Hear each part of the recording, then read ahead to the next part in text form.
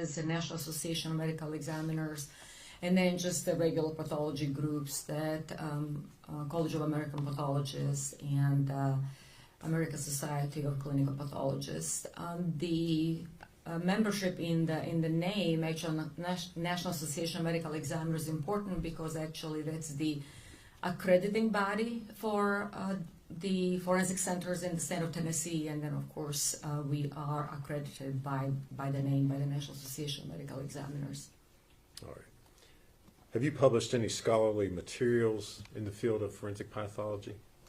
Yes, I've published some papers and platform presentations and book chapters with the main interest in kind of intersection of forensic pathology and anthropology, and then those mainly book chapters. And as far as the publications, I have a special interest in toxicology and child abuse. All right. And have you done any presentations on asphyxia in children and strangulation? That was actually one of the old presentations at the National Association of Medical Examiner meetings. It was a platform presentation. All right. Now, you are currently employed as a forensic pathologist, correct? Yes. And are you board certified in the area of forensic pathology? Yes, the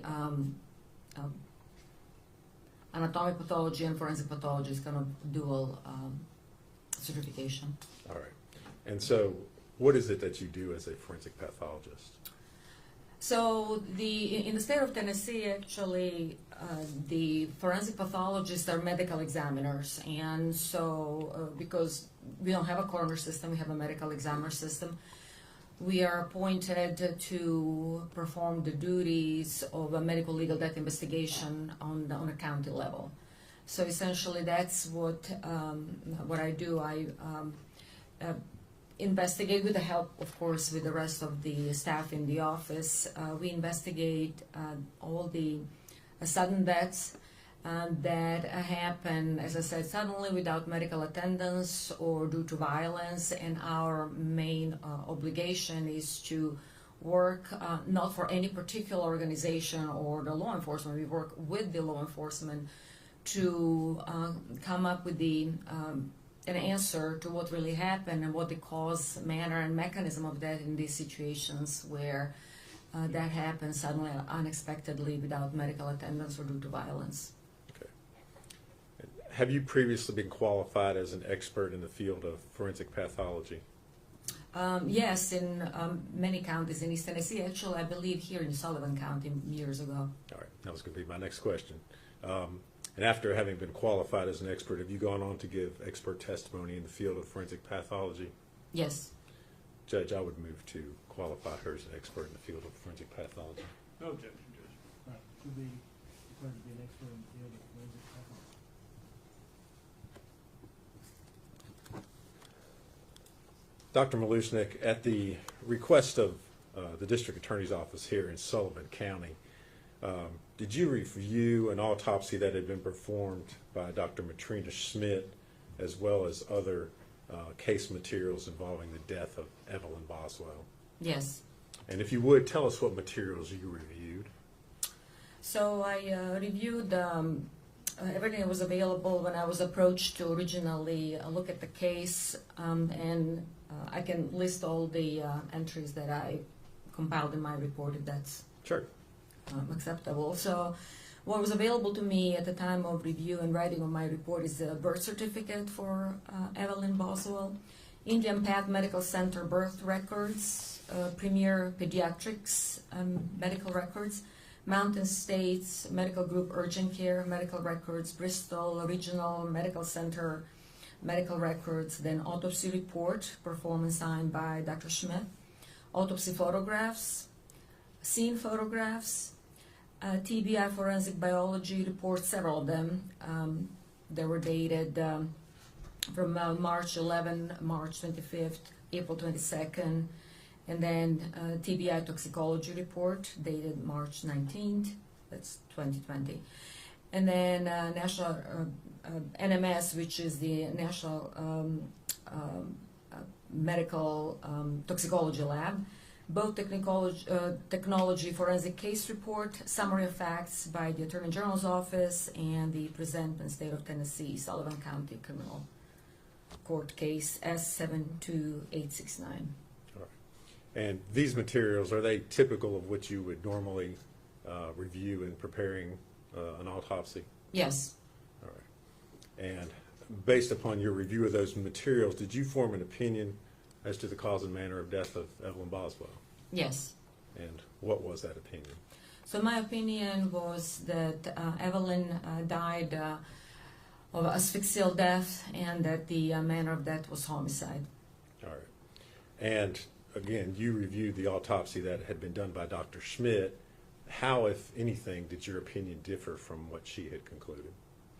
In essence, actually, our opinion did not really differ much, except that in my report, and that's the kind of luxury of writing kind of expert review report versus the just regular autopsy report, is that I specify several different ways of asphyxial death or different mechanisms of it. Okay.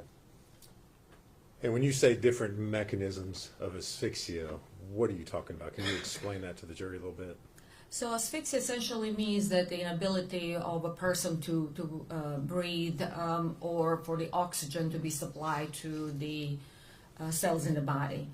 And the different ways how that can occur is either by preventing the circulation to the brain or other organs and tissues in the body, or preventing the breathing, or putting a person in such a position that essentially compromises both circulation and breathing at the same time, with the end result of essentially depriving the tissues and organs of oxygen.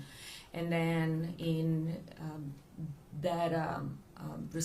with that respect, actual asphyxial death in general are very complex deaths, and if there is any compromise in the integrity of the person, such as decomposition, then they have to be really described in such a manner, these mechanisms, that are understandable, because in the end, the asphyxial death is the what we call diagnosis of exclusion, meaning when everything else is excluded, what we are left with essentially is that the findings in the body and the finding of the body within the scene that are going to come to essentially explain what really happened to an individual. What I'm essentially saying is that there's the asphyxial mechanism such as positional, mechanical, traumatic, or actually can be also the consequence of the positioning in the scene, and that information comes strictly from the scene investigation. All right, and let's talk about each type of mechanism in regards to this particular case. What about the scene or the body would relate to positional asphyxiation? So the forensic autopsy, just like any other autopsy, which is a major procedure, kind of cross-section and dissection procedure in the body, almost like a complex surgery, cannot be done in a vacuum. It has to be done in the context of the scene investigation. So that's why we have medical legal death investigation, and that's why medical examiner and representative goes to the scene in order to create a context in which this individual was found. And that's why I always say that the forensic autopsy cannot be performed in vacuum. It has to be performed in the context of the scene. And then that's how essentially we approach this particular case, whether Dr. Schmidt or me reviewing it, is that in the context of the case, we have an individual who is now wrapped in multiple layers, so we can talk about it in a minute, who is positioned upside down in a confined space and in a position that prevents essentially breathing. And that's why I say the components of positional asphyxia, that's being upside down in a contorted kind of letter S position, mechanical asphyxia with the different objects essentially covering the individual's face or the body, And then traumatic asphyxia because of the positioning that is going to prevent the movement of diaphragm and breathing.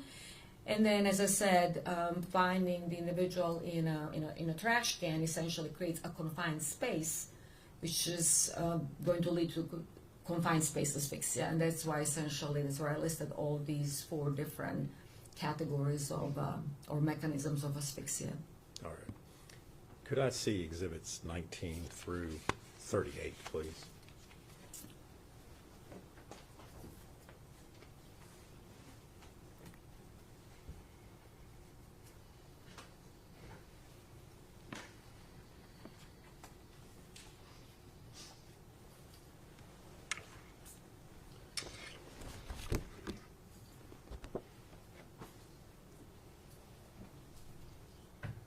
Dr. Malusnik, I'm going to show you what's been previously admitted as exhibit number 19. And if you would, kind of tell the jury what they're looking there and how what they're seeing relates to the mechanisms of asphyxia.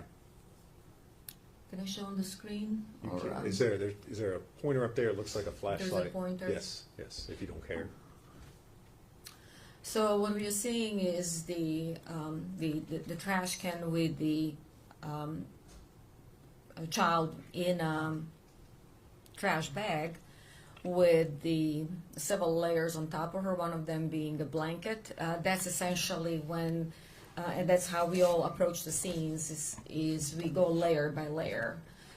It's like kind of uncovering the individual, whether it's adult or a child, in a similar fashion, because we don't want to lose any evidence, number one. And number two, we want to show all the kind of components of that asphyxia by approaching it in this layered fashion. And then we can see the body of the child in an unzipped kind of onesie in an upside down position with some of her body parts showing up. So essentially, when I was telling you originally positional asphyxia, she's upside down, and we humans cannot breathe like that. There is a confined space asphyxia because of the trash can and her head being all the way down. Mechanical asphyxia because several different layers covering her face, which we'll analyze in a minute. And then traumatic asphyxia just from her body being in like a kind of reverse S position, totally crumpled and compressed in such a way that she could not breathe. There is no expansion of the diaphragm or movement of the intercostal muscles between the ribs that allow us to breathe in a position like that.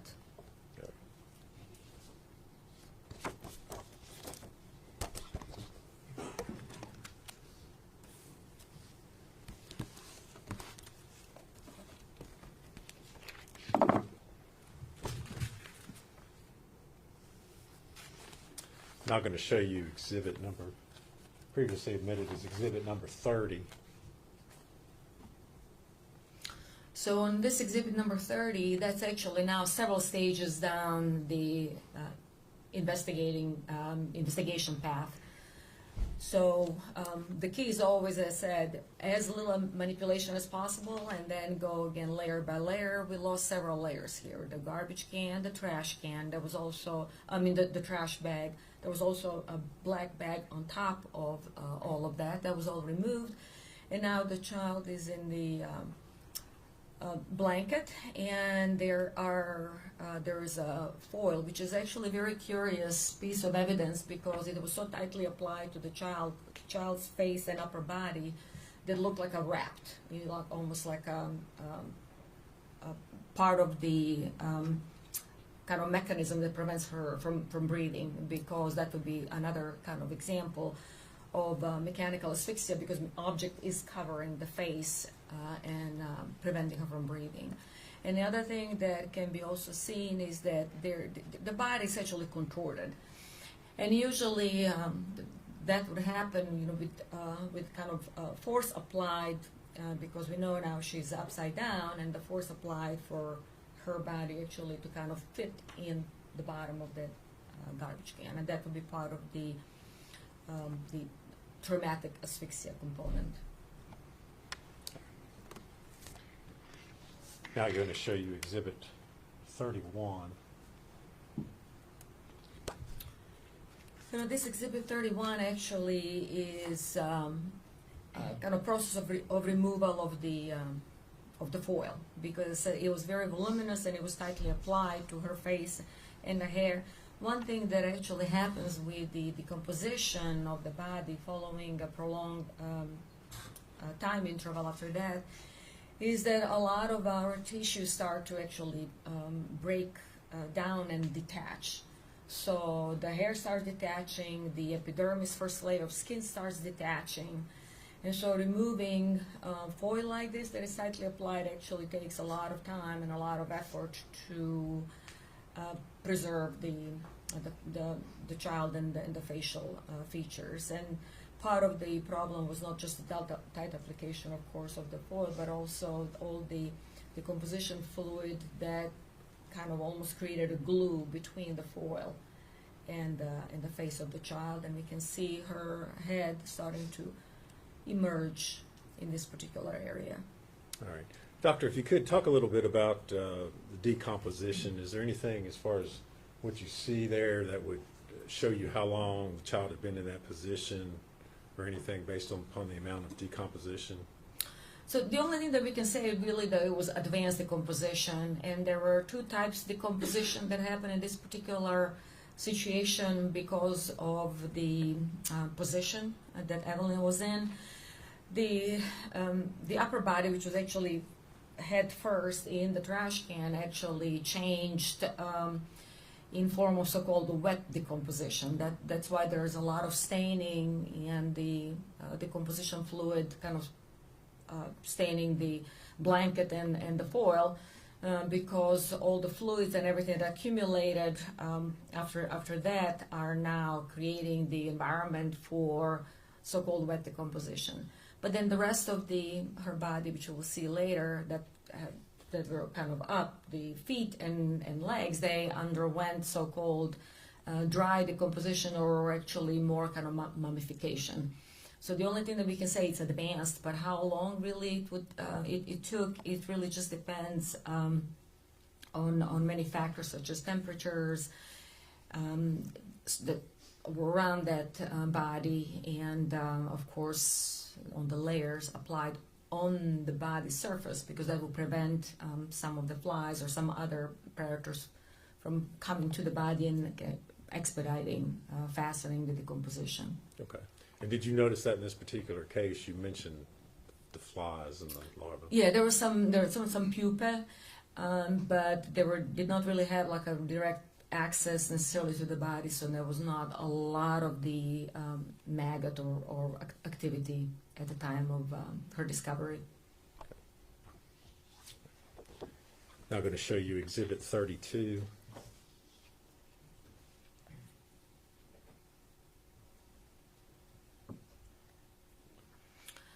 So the exhibits 32 Yes. is actually just another kind of painstaking removal of all the layers. Again, the foil is being further detached, and now we can see her head and face, and then part of the upper body, her arm, while the legs are still covered.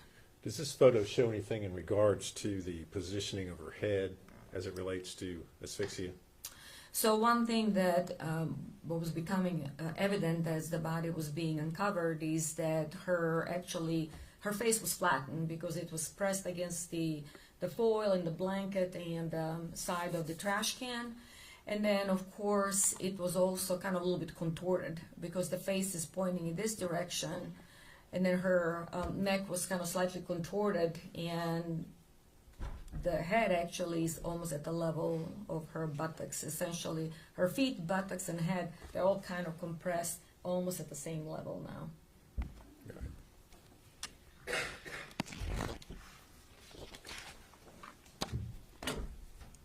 Now I'm going to show you Exhibit 34.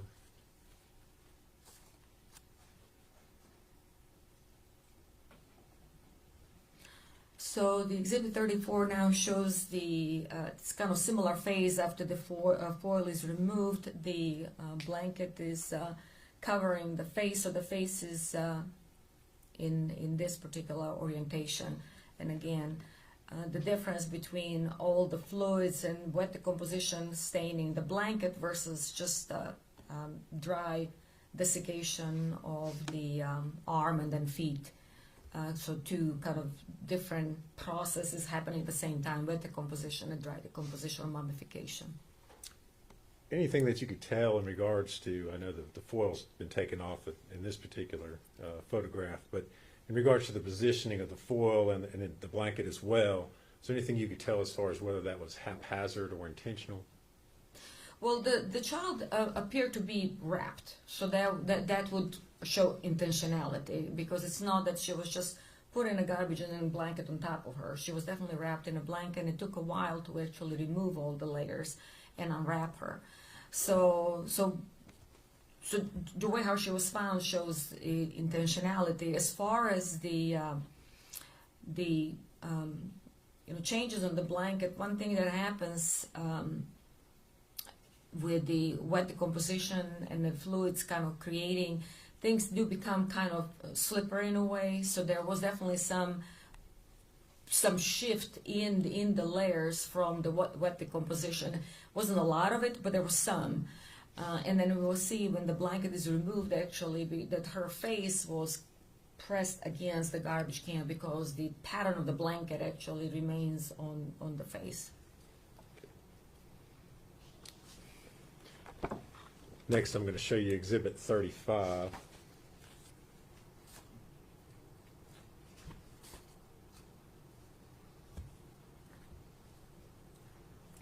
So the Exhibit 35, now the layers of the blanket are further removed. So the face is still covered. So we have the face, the shoulder, her buttocks, and her feet, as I said, almost at the same kind of compressed, reverse kind of letter S shape. And that's how she was presented after removal of the blanket. The blanket is still stuck to the face in this area, but that's going to be the next phase. You mentioned this, she's in a reverse S kind of shape. Is that what you're talking about when you say positional asphyxiation? Yes, so that would be a reverse S shape.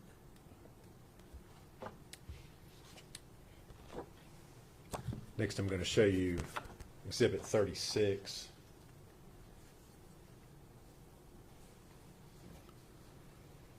So on the Exhibit 36, now just removal of the blanket from the rest of the head. And as I said, it had to be done really carefully because of the layers of the skin and hair detaching at this point with the wet decomposition.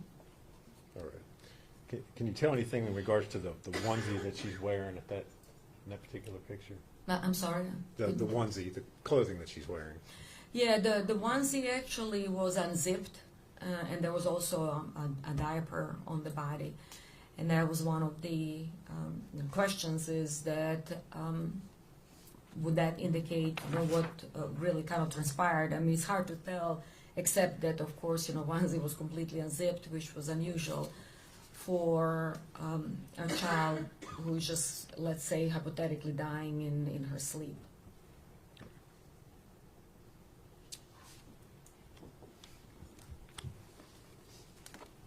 Now showing you Exhibit 37.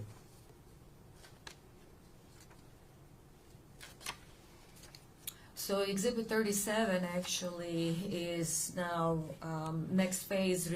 The blankets, the covering, the foil, everything is removed. The onesie is unopened. And then actually this is her kind of side in the front of the face. The facial feature actually can almost completely disappear because they're so flattened against the side of the trash can. And there was a lot of kind of pupae. There was no maggot activity, which would essentially help potentially with some timing of the postmortem interval, because from what I reviewed and from what Dr. Schmidt described, we didn't really see direct maggot activity, so they did not injure or damage the body to that extent yet.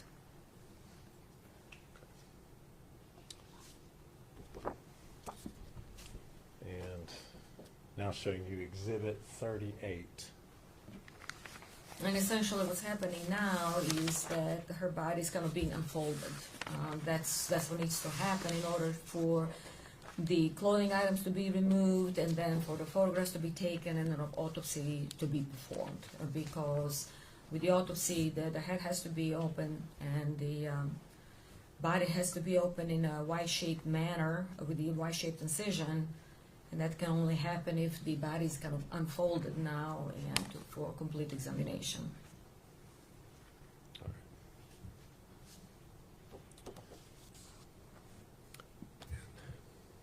Dr. Malusnik, did you, as part of your review of the records in this case, review the child's pediatric records? Yes. Do you see anything in there that would indicate to you that she would have died from something that was medically related, any medical conditions? No, she was considered a healthy child, and all the milestones were reached in a timely manner. All right. And what about the possibility of her dying from some sort of rollover death? So she was not an infant anymore, so she would already be in a kind of toddler stage, and I've never seen overlaying on a child older than 8 months. Actually, 6 months is even pushing it because it's just not easy to overlay a child who can already move, flip. And it's just not that easy, even for an adult, to overlay a child of that age. And I've never had a case like that. The only overlay of a 2-year-old that I had was actually a homicide. All right. Dr. Malusnik, are you aware whether the state of Tennessee Department of Health maintains statistics on rollover deaths as far as the age of children in Tennessee? Yes. And have you had an opportunity to review those statistics? Yes. How many children last year under the age of, or over the age of 12 months died of rollover deaths in Tennessee? None. How many children in the last 10 years over the age of 1 in the state of Tennessee died from rollover deaths? Yeah, we all of those we call like unsafe sleeping environment deaths, and none of the children who died of overlaying, rolling over, unsafe sleeping environment were older than a year.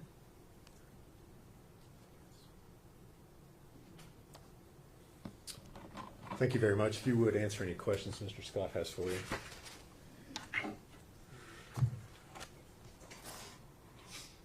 you want any of these photos? No. Okay.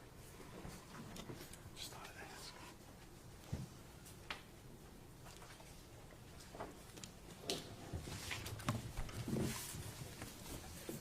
Good afternoon, Dr. Lewis. How are you? Good afternoon.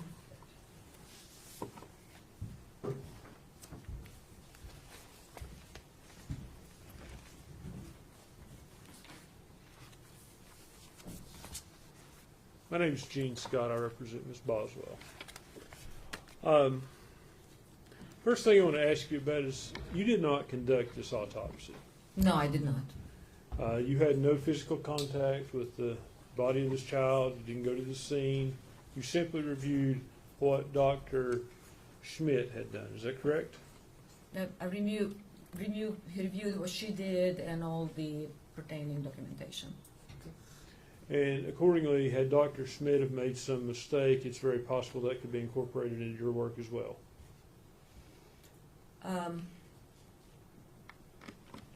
That's a very complex question. I cannot answer yes or no. May I explain? Sure. So the point of having an autopsy report is to objectively describe the findings. And then the only subjective part of the autopsy report, the conclusion as to what happened, that's essentially Dr. Schmidt, in this case, conclusion as to what the child died of, cause and manner of death. So the objective findings, such as photograph, tissue sampling, should be part of the description of the case that should not be influenced by one's opinion. Now, my opinion is going to be based on those facts plus the scene investigation. So the question was, if Dr. Schmidt made a mistake, she made objective observations and put them in her report that are corroborated with photography and tissue sampling. So anyone reviewing the case can come up with his or her own conclusion as to cause and manner of that. So if she made some wrong observations that are mismatched with the photographs, autopsy photographs, scene photographs, then I should be able to notice that and comment on that, but I haven't noticed any mismatches. So essentially, her conclusion as to the cause and manner of that is that's her subjective thing. I followed my own kind of line of reasoning and conclusion reviewing based on not just her report, but the scene photographs and autopsy photographs, which are documented for posterity, and anyone can review them and come up with the objective kind of a conclusion as to cause and manner of that. So the short answer would be, if she made mistake with observations, I should be able to identify that in the photographs, and I didn't. Were there photographs of the internal organs? The photographs of the internal organs were not available. We frequently don't take those during autopsies, but we do sample organs to look under the microscope, and that was done. Okay. Yeah, you described this was a diagnosis of exclusion. Can you explain what that means? So by saying asphyxial deaths are frequently diagnosed exclusion means that we found an individual in a position that prevents breathing, but there's no mark on the body. And I've done thorough investigation. Unlike in this case, there are plenty of marks on the body. But what we say with the diagnostic exclusion, for example, is that if I have a drowning victim and I have absolutely nothing else on the autopsy, no heart attack, no evidence of seizure, no evidence of trauma, no evidence of drugs, well, the only now conclusion is that I excluded everything else, and therefore drowning as a part of the asphyxial death is the cause of that. So that's what I meant by diagnosis of exclusion. Okay. In this case, as it relates to the medical reasons contained in the autopsy, and I'm not talking about where the child is found at the scene, but the medical conclusions, were you able to come up with a cause of death? So there was no other reason for this child to be dead because there was no evidence of infection or or tumor or anything like that was identified at the time of the autopsy. And review of the medical records, which is always mandatory for forensic pathologists to review medical records, birth records, pediatric records, did not indicate that anything was wrong with the child, such as seizures or anything of that sort. So this child had no objective way or reason to be dead. And as I said, the tissues were sampled, and even with decomposition that sets in the organs, if there is some major infection in the body, it would have been identifiable, and it was not there. Okay. What is sudden infant death syndrome? Sudden infant death syndrome is actually an abandoned, antiquated term that was used to describe sudden death in a child that essentially had negative autopsy findings and negative scene investigation, which means that we don't use that term anymore. That was antiquated because it was never a syndrome. It always, syndrome means that there is a constellation of symptoms, findings, and signs that would kind of create this entity that one can actually have the reason for this person to be sick or dead, for that matter. So there was never a syndrome. It was never a constellation of findings. What it meant actually is that we didn't find anything at the autopsy, therefore it's kind of this SIDS, nebulous diagnosis. Now we actually know with the scene investigation and the advances in our field in forensic pathology that those situations with that is with no findings at the scene or in the autopsy are extremely, extremely rare. We call them sudden unexplained death in infancy, or SUDI. So that's a new term that we use. And I can tell you, with the proper investigation, the proper scene investigation, proper autopsy, and proper ancillary studies such as microbiology, histology, toxicology, the rate of those SUDI, unexplained deaths, is extremely, extremely low, actually almost non-existent. So you're telling me that if another pathologist said this child could die of SIDS, they're just wrong? Yeah, he's wrong, or she is wrong, because SIDS doesn't exist. SIDS never existed. So if that pathologist is using the term SIDS, that pathologist needs to go back to forensic school. Probably that not doesn't competent. exist. I'm sorry? Probably not competent. If he or she is using SIDS, that's not a competent pathologist. At this day and age, that's not a competent pathologist.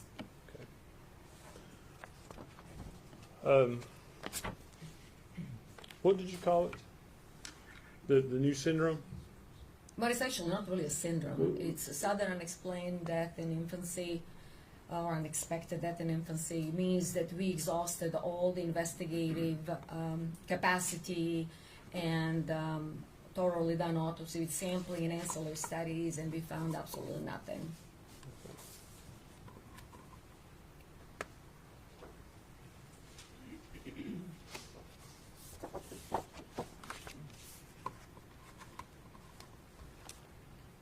So how do you rule out that this child couldn't have died from a laryngeal spasm? Because laryngeal spasm needs to have a reason for that to happen, and I've never had a case of a laryngeal spasm in a otherwise healthy child. And laryngeal spasm is basically something that somebody would give a diagnosis or the reason for a child to be dead when they're really trying to kind of come up with stuff and create some new category. That's pretty much it.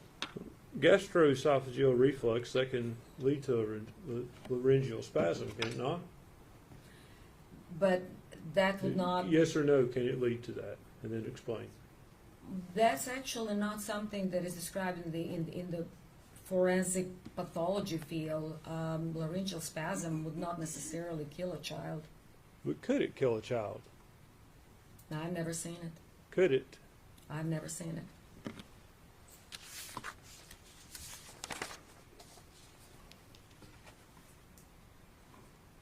In Dr.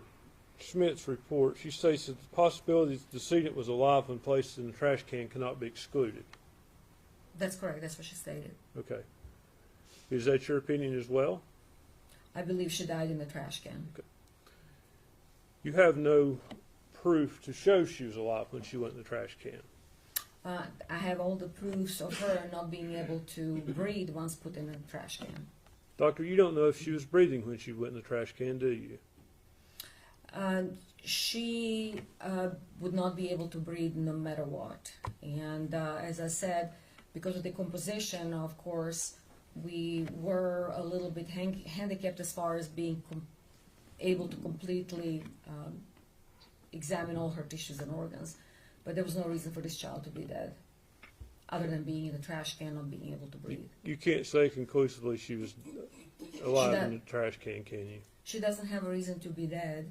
And I never had an autopsy on a child older than 1 year old for no reason to be dead, except that she could not breathe in that particular position where she was placed. Yes or no, can you say conclusively that she was alive when she was placed in that trash can? She could not breathe in the trash can, so that's my main conclusion. Are you refusing to answer my question, doctor? No, I'm just saying that that child could not breathe in the trash can. And I'm asking, if I may, yes or no, can you say conclusively she was alive when she was placed in the trash can? No, she might have been dead because her foil was on the face before being placed in a trash can. She could have been dead because she was put in a plastic bag before she was placed in a trash can. Obviously, the foil, the bag, 2 bags, the blanket, tightly covering her face would prevent her from breathing. So all of those things had to happen before she was put in a trash can. So all I'm saying is that all those components, could have they actually brought her to brink of being dead before being put in the trash can? Sure. But the trash can definitely did not help.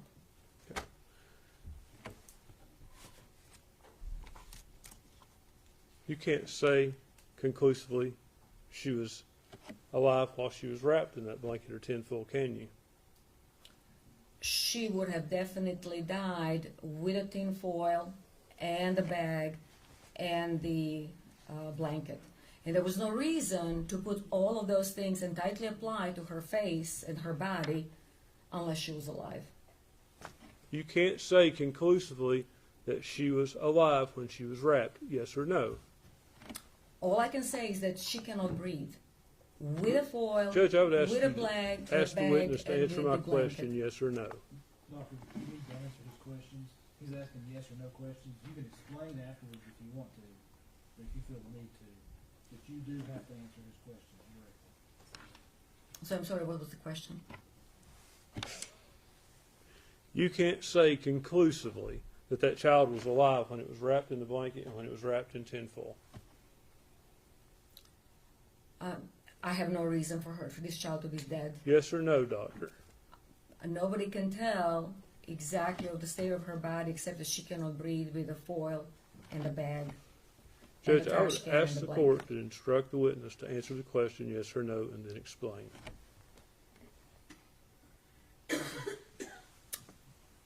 I'm not really sure. I'm not being mean to you. But he's asked you a question, and the answer is either yes or no. And I'm instructing you to the best of your ability. Answer yes or no, and you'll have an opportunity to explain.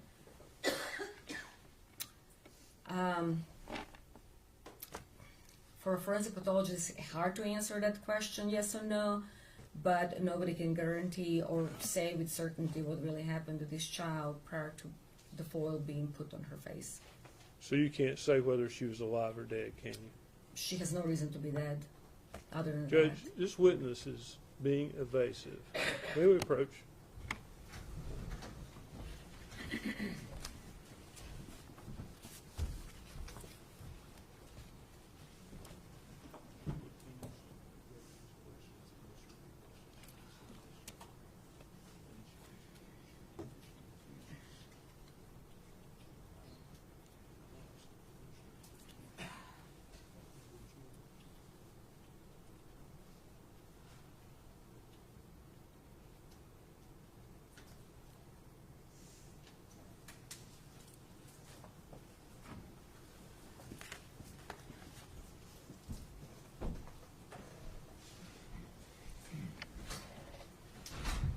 All right. Let me see if I can boil this down to the lowest common denominator. He's going to ask you this question one more time. And I understand this case, this situation. But man, I'm telling you, if the answer is not yes or no, you'll be facing contempt of court. Can I be more clear? Yes, sir. Ask your question. Ma'am, yes or no, can you say conclusively that this child was alive or dead when it was placed in the blanket and the tinfoil?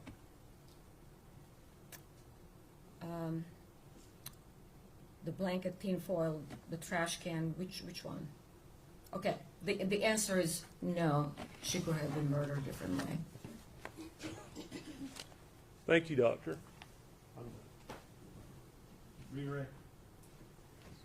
One second, Judge.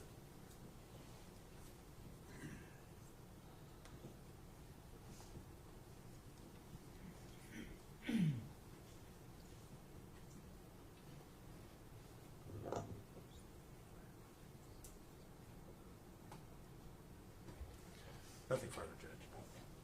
You should be excused. Yes, ma'am. Yes, sir. I looked at her and called you ma'am. I apologize. Doctor, thank you for your testimony. Your release from this opinion. Thank you.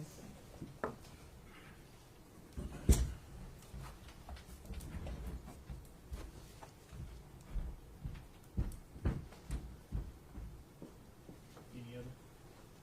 Yeah, more witnesses. I think we're a good stopping spot for today, Judge. Yeah. All right. Ladies and gentlemen, I have to give you these admonitions, even though you've heard them.